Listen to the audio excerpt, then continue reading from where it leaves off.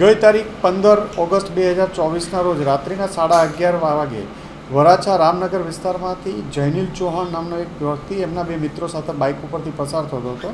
એમની આગળના ભાગમાં એક મોટરસાઇકલ અને એક એક્ટિવા બંને સરપાકારે ચલાવતા હોય, જેથી જૈનિલે ત્રણથી એની પાછળ હોર્ન કન્ટિન્યુ વગાડ્યા હોય.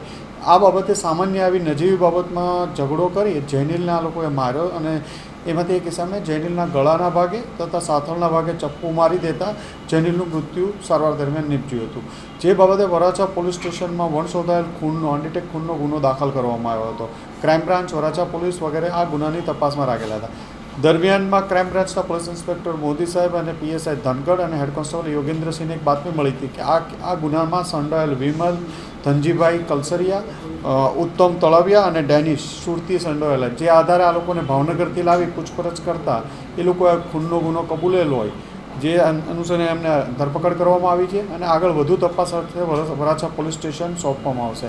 આ તમામ જે ત્રણેય માણસો પકડાયેલા છે એમના વિરુદ્ધ અલગ અલગ ગુનાઓ નોંધાયેલા છે. રાયોટિંગ, હથિયાર ધારાના વેપન, આપણે ચપ્પુ સાથે પકડાયેલાના ભૂતકાળમાં અમરોલી અને અલગ અલગ પોલીસ સ્ટેશનોમાં ગુનાહિત રેકોર્ડ ત્રણેય વ્યક્તિઓ ધરાવે છે.